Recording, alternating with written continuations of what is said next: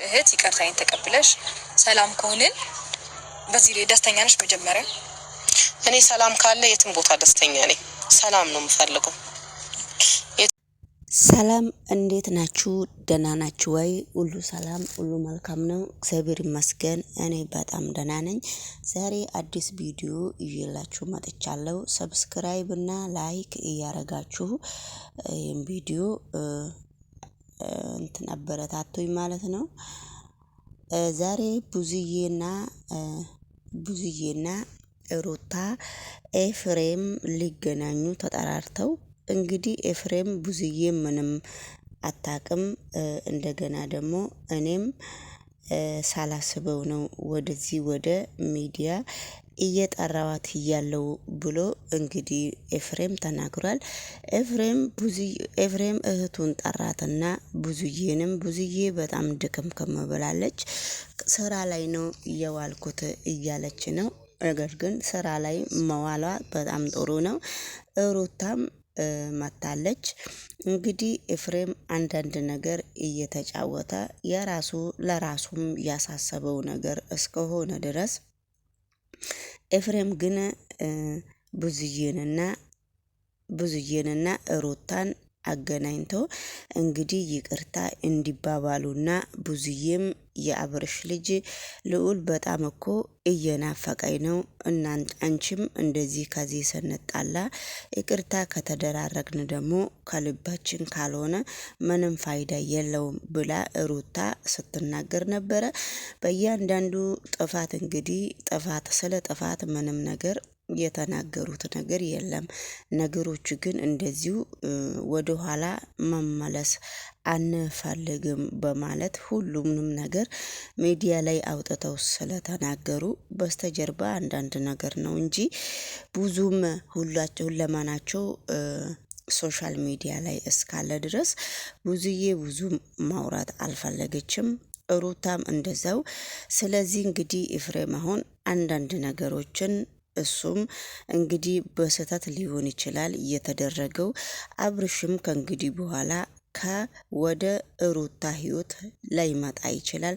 ሩታም ወደ አብርሽ ህይወት ላትሄድ ትችላለች። ስለዚህ በመካከሉ እናንተ ደግሞ የፈለጋችሁን እየተጠያየቃችሁ መንገድ ላይ እንኳን ስትገናኙ በመንገድ ላይ እንኳን ተደባብራችሁ እንድታልፉ አልፈልግም በማለት ነውና፣ ስለዚህ የአብርሽ እህትም ምንም ቢሆን የልጃችን እናት ነች ሩት። ስለዚህ እንደዚህ ተደባብረን እንድንሄድ ስለማልፈልግ በሚል ሁኔታ ነገሮቹ ተደባብቀው ቁጭ እንዳይሉ እሷም እኔም እኮ ድሮንም የራሳችሁን ህይወት እንድትመሩ ተስማምታችሁ ቁጭ ማለት ካልፈለጋችሁ ነገሮቹን ግን ባታካብዱ በጣም ነው ደስ የሚልም ብላ እሷም ቡዝዬም እንግዲህ ምንም ማድረግ ስለማይቻል ነገሮቹ በጣም ከባባድ እስከሆኑ ድረስ ስለዚህ እኛ ተከባብረን ብንኖርና እኛ ተጠያይቀን ብንኖር በጣም ደስ ይለኛል በሚል ሁኔታ ስለዚህ እንግዲህ ችግራቸውን እንዲፈቱና ችግራቸውን እንዲነጋገሩ ከካሜራ በስተጀርባም ተነጋግሯልና ነገሮቹ በጣም በአሁኑ ጊዜ ከበድበድ ቢሉም እንግዲህ ሩታ ያው እንግዲህ በአሁኑ ሰዓት ሩጫዋ ለምን እንደፈለገች ለምን መታረቅም እንደፈለገች ኤፍሬምም ለምን መታወቅ ኤፍሬምም ለምን ማስታረቅ እንደሚሯሯጥ እንግዲህ እነሱ ያውቃሉ የራሳቸውን ፊልም። እነሱ መቼም ጉደኞች ናቸው። እንዲህ ናቸው ተብለው የሚደፈደፉ ሰዎች አይደሉም። ምክንያቱም አያስተማመኑም። ነገ ደግሞ ሌላ ነገር ይዘው ስለሚመጡ ሌላ ፊልም ይዘው ስለሚመጡ ኦልሬዲ እኔ መቼም በነ አብርሽና በነ ሩታና በነ ሄርሜላ መቼም እርግጠኛ አልሆንም።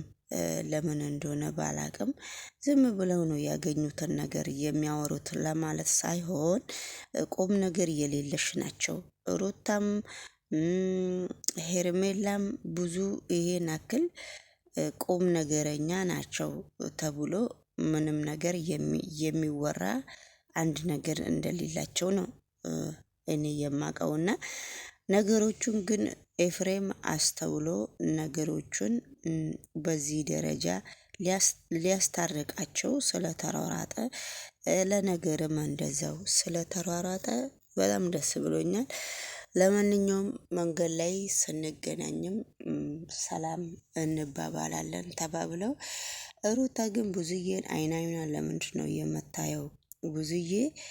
ብዙዬ በጣም ስራ ቦታ ነው የዋልኩትና በጣም ስለደከመኝ ነው የሚያሰጋሽ ነገር ምንም ነገር አይኖርም ብላ ብዙዬ እንግዲህ መልሷን ተናግራለች። የሰው ልጅ እንግዲህ እዚህ ጋር ስለ ይቅርታ ደግሞ አንዳንድ ነገር ልበል። የሰው ልጅ ይጣላል። የሰው ልጅ የማይጣላ ሰው የለም።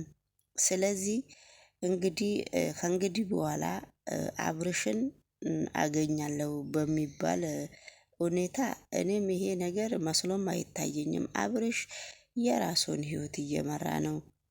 ሄርሜላ ደግሞ እኔ ልጅ ስለምትል ማነች እቺ ሩታ ልጅ ወደ ልጃችን እንሂድ ወደ አጥፍታ ብክት ታደረገችውና መጨረሻ ላይ ወደ ልጃችን እንሂድ ነው የምትለው። ስለዚህ ይሄ ነገር ከመሆኑ በፊት ነበረ ሁሉንም ነገር መጠንቀቅ ያለባት ሩታ ማለት ነው። ምንም ነገር አልተጠነቀቀችም። እዚህ ጋር ምንም ነገር ለወደፊቷ ህይወቷ እልህ ነው እንጂ የወደፊት ህይወቷ ምንም ነገር አላሳሰባትም ነበረ። ነገር ግን አሁን ሁሉም ነገር ከሆነ ወደ ራሱ እርምጃም ከሄደ በኋላ ሁሉንም ነገር የራሱን መስመር ካስያዘ በኋላ አብርሽም እሷም ማሯሯጥ አስፈላጊ ነው ብዬ አላምንም። ነገር ግን ሁሉም ነገር እግዚአብሔር ነው ያለው እንጂ የሰው ልጅ አይደለም የሚለው ጋይስ። ስለዚህ እንግዲህ እግዚአብሔር ደግሞ ለሁላቸውም መልካሙን ያጋጥማቸው እላለሁ። እንግዲህ መልካም እድል እንላለን። ኤፍሬምም የራሱን ነገር ሞክሯል። ሁሉም ሩታ በመጀመሪያ ደረጃ እልኋን ነው እንጂ ሰው የሚላትን ነገር አንዳንድ ጊዜ አታዳምጥም ጋይስ። ሰው የሚለንን ነገር አንዳንድ ጊዜ ብናዳምጥ እንዴት ጥሩ ደረጃ በደረስን ማለት ነውና በስተመጨረሻ ላይም እንግዲህ ሩታ አብርሽን እንደምትፈልገውና አብርሽን እንደምታፈቅረው በአደባባይም እየታወቀ ነው። ነገር ግን እሷ ያጠፋችው ፍታኝ ነው። ስለዚህ እንግዲህ ተፈታች። አሁን ከተፋቱ በኋላም በብዙ ነገሮች ተሯሩጧል አብርሽ። ነገር ግን ነገሮቹ በጣም ከባድ ስለሆነ አልተመቻቹም። ለዚህ ደረጃ ደግሞ የሚያበቃቸው ነገር የለም። በመካከሉ ሩት ማነች ሄርሜላ ደግሞ ልጇን እንድታሳድግ እሷ ባሏን አቅፋ እንድትኖር ነው የምትፈልገው።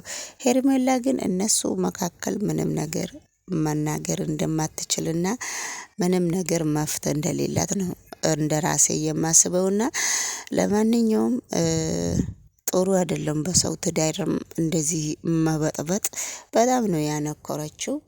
የራሷን ህይወት ምን አይነት ህይወት እንደምትኖር እንግዲህ ለወደፊቷም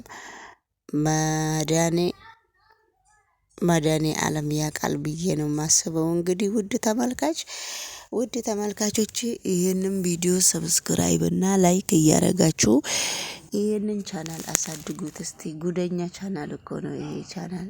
ጉደኛ አያድግ እዛው ቁጭ ሄኝ ብሎ ቁጭ ምኑ ህኝ እንደሚያደርገው አይዶኖ ጋይስ እና ሁላችሁንም አመሰግናለሁ። ላይክ አድርጉ። ያው አብርሽም ይሄ ቪዲዮ ሲያየው ደስ ይሏል ብዬ አስባለሁ። ምክንያቱም ቡዚን እንደዚህ ጠርተናት ሰላም ማውረዱ ያው ደስ ይላል። መቼም ሰላም የማይፈልገው ጠላት